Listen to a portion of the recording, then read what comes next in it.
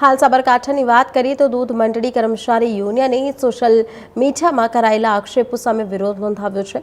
હિંમતનગર ખાતે યોજાયેલી બેઠકમાં યુનિયને નિવેદનોને પાયાવિહોણ ગણાવી જિલ્લા કલેક્ટરને આવેદનપત્ર આપવાની જાહેરાત કરી છે। સાબરકાંઠાના હિંમતનગર સ્થિત સહકાર સંઘમાં દૂધ મંડળીના સંચાલકો, સેક્રેટરીઓ તેમજ કર્મચારી યુનિયનના હોદ્દેદારોની બેઠક યોજાઈ હતી। બેઠકમાં સોશિયલ મીડિયામાં કરવામાં આવેલા આક્ષેપો સામે ઉગ્ર વિરોધ વ્યક્ત કરવામાં આવ્યો હતો।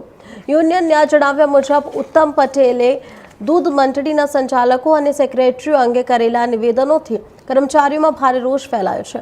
ખાસ કરીને 90% સંચાલકો ભ્રષ્ટાચારી છે જેવા નિવેદનો યુનિયનને પાયાવિહોણ અને પ્રતિષ્ઠાને ઠેસ પહોંચાડનારા ગણાવ્યું છે।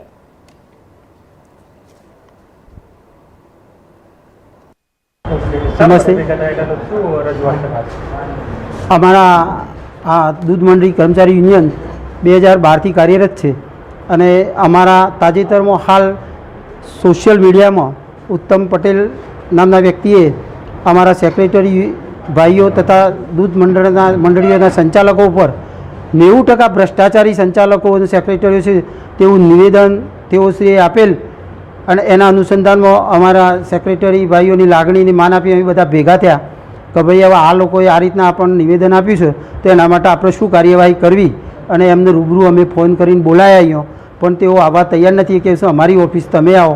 અમે બધા 50 જણ અહીંયા ભેગા થયેલા હતા, એમને રૂબરૂ ચર્ચા માટે બોલાયા હતા પણ એ આવ્યા નથી અને અમે લોકોએ એક આવેદનપત્ર તૈયાર કર્યું છે। એ અમે જિલ્લા કલેક્ટરશ્રીમાં આપવા માટે સંમતિ લેવા માટે અમે યુનિયનના બધા સેક્રેટરીઓને બોલાયા હતા। બસ એટલા પૂરતું જ અમારું કાર્યવાહી હતી આજની।